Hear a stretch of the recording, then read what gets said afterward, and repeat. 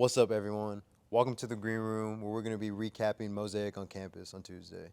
Pastor Blake talked about sneaky faith, preaching out of Luke 8, and how we don't have to sneak around and hide from God, but we can go to Him boldly with all of our problems. Yeah, I don't know about y'all, but I had a lot of stuff that spoke to me this past Tuesday. Blake fired off a lot of good things. Man, the first thing that really touched me was when Blake said, God will expose us to cover us, right? Because the woman with the issue of blood, like, of course, Jesus already knew. Peter was like, Jesus, like, for real, like, you Jesus, like, it's so many people out here, like, you don't know. But, like, and then, of course, on our end, we know, like, God knows everything. So, like, why is he asking, right? But it was crazy because it's like, no, God wants other people to know that we know him and that he knows us, that we're his children, that we're connected to him. And so, like, by letting people know, like, who touched me, like forcing her to come forth and expose herself, it's like, yeah, like she's with me, I got her back. So that's pretty cool. Yeah. I find it funny because, like, God out here asking questions that He already know the answer to. You know what I mean? Like, what are you doing that for? But no, something that really stuck with me was, well, first of all, the energy. Like, the energy was something crazy. Like, I know it's the first one of the year, so it was a good thing to start the year off on, and something that we can look forward to. You know what I mean? So I feel like the energy was there. Worship was really good.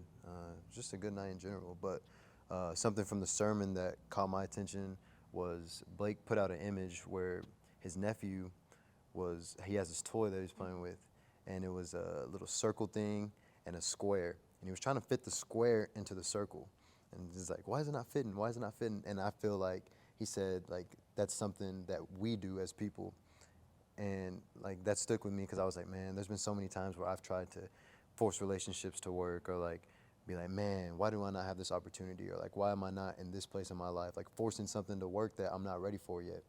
And then he backpacked it with, if it was, what did he say? He said, if it was supposed to happen, it would have happened by now. And I was like, man, this dude is in my DMs, or he's like he's stalking me, cause you know how Blake be. Like he be out there, like he's like low key throwing shots at you. He like says something and then looks at you, and you're like really, like, what are you doing right here? But yeah, no, that was those were like the two main things that stuck out with me. Yeah, I think two things that really stuck out to me was one, the atmosphere, just like walking in and starting worship, and everyone was kind of timid in the beginning.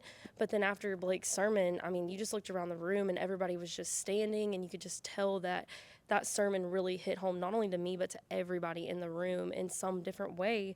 And for me, I loved how Blake went kind of in a sneaky faith route, but then like right there towards the end, talked about identity a little bit and talked about how, yes, the woman had faith and like touched the garment and was healed, but at the same time, he approached her as daughter, like, I healed you, I love you, and no matter what you've been through, and no matter what you look like, I will accept you anyway. And something else that caught my attention was how Blake said that like, God will meet you in your brokenness. And I really think that hit home for me because I always find myself trying to fix myself or become better or solve my own problems because I'm ashamed of everything, of things I've done or of how I act. And God will meet us in our brokenness. And I think that really hit home for me. So one thing that Blake pointed out that was kind of interesting to me was how Jairus, right? He was like the guy with the the big status, right? And even though he wasn't really for Jesus, he still had this big like emblem about himself, right? He was big name, a lot of money, but he was in a desperate need, right? And he was like, let me go ask Jesus, right? It's Jesus, I'm just gonna go out here on a limb, right? And it's crazy because talking about brokenness and God meeting you wherever, it's like you don't have to be of high status, right? You don't have to be like you don't have to have a name for yourself. People don't have to like you. People don't have to know you.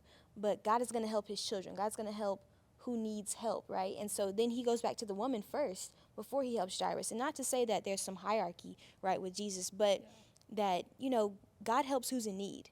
And it doesn't matter, like what your background is, who knows you.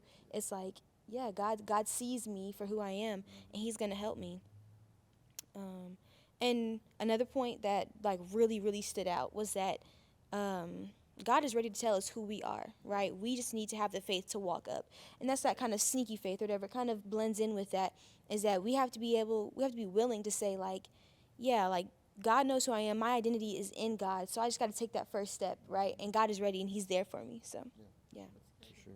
I think, and then another thing with identity is I feel like as I'm gonna call us a family because that's what Mosaic looks like to me. Is that like we do a good job of bringing people in no matter what their identity is.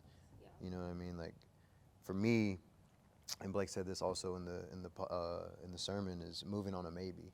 Mosaic was a big maybe for me because I didn't know what it was gonna look like.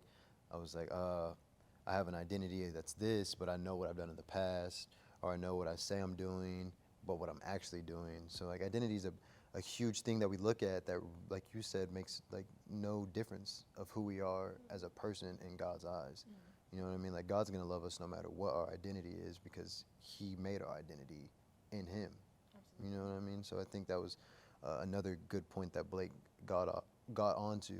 But then that move on to maybe really stuck with me super heavy because I feel like having faith and just faith in general is so big on moving on to maybe because you don't know what's going to happen. You know what I mean? Like we have no idea where it's like, man, I really want this, I really want that, but I'm just going to move on what you think, God. You know what I mean? So I feel like those are key points that really stuck with me. Something else that Blake talked about with faith is that the woman had such like the littlest bit of faith to like just maybe if I touch, I'll be healed.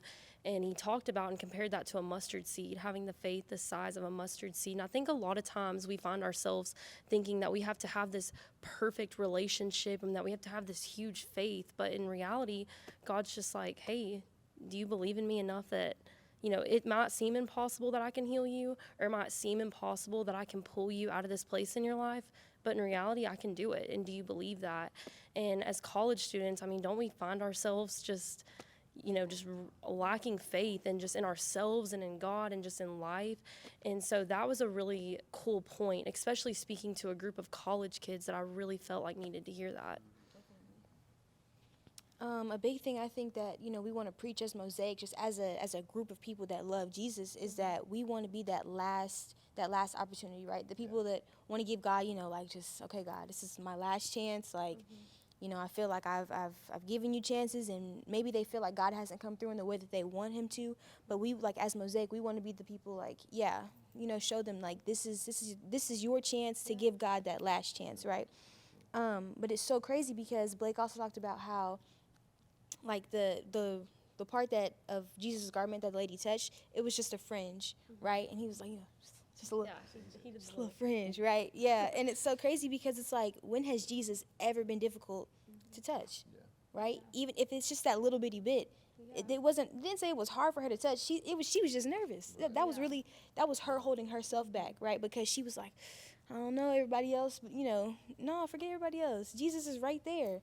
And we can fall off in life sometimes and feel like we've gone so far off track, but it doesn't take but that much to get back right with God, because He's always there for us. So, yeah.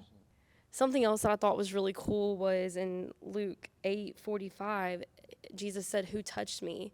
And Peter's like, "Jesus, there's people all around us. Like everybody's, like crowding in around us and everything." And he's like, "No, who touched me?" And it's like, "Was it you? Was it you?" And the whole time he knew. But that was also like a big moment, I feel like, in the story that kind of is missed, is that Jesus knew who touched him.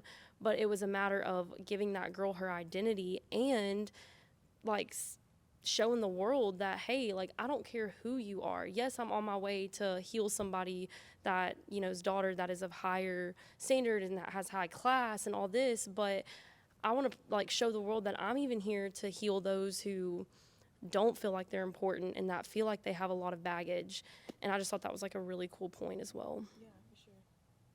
Yeah, I just want to say one more point that really caught my attention was we all run back to something no matter how good we hide it.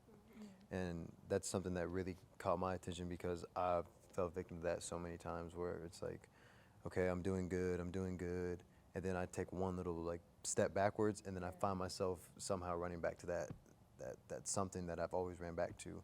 And it was also connected to the point where when are we going to stop running back to the thing that we keep running back to and start running to Jesus? That's good. And that was something where I was like, you know what, that's so true, because every time in my life where I've found myself on the very highest point of my life, it's whenever I'm like this with Jesus and I'm in my Bible and I'm going to church and I'm going to Mosaic on campus. You know what I mean? So I think that's something that we can all relate to, is stop running back to the same thing that is giving us depression or making us overthink or giving us anxiety about ourselves, and just start running to Jesus, because all those things are never gonna, like, Jesus don't do that. You know what I mean? Like, Jesus is gonna give us peace. He's gonna give us confidence. You know, all the things that we need to achieve the goals that we want to achieve, and really give ourselves the identity that we want to give off on ourselves. You know what I mean?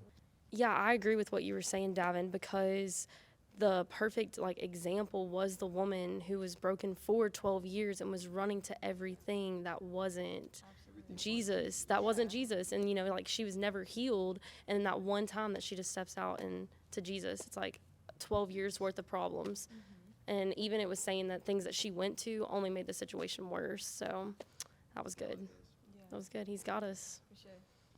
So, Devin, you were talking about how a lot of times, you know, we run back to things, right? And one thing that came to me was like the idea of cycles, right? And how the enemy really works in cycles. And, you know, even when Jesus was on his fast, right, and the enemy came and was trying to tempt him, he came at him 3 times, right, with different things, like different temptations and different lusts. And it's like, you know, we're faced with these difficulties and these temptations, like when we're in stressful times, right? And we can either choose to go back to them, right, or run to Jesus, like you said. And it's crazy because, like, the enemy's going to keep trying. He's going to keep trying. He's going to keep trying. But, like, if we run to God every time, God has the answer, right? It's in his word, and he's there for us. And so I think that just really strengthens our identity in God and just helps us grow, you know, with him as we choose to, you know, combat those cycles and stray away from them. Well, that's all we have for today, guys. This is the Green Room, and if you were not able to come see the sermon, you should go watch it right now, okay, so you get an inside view on what we just talked about, and we hope to see you guys next Tuesday.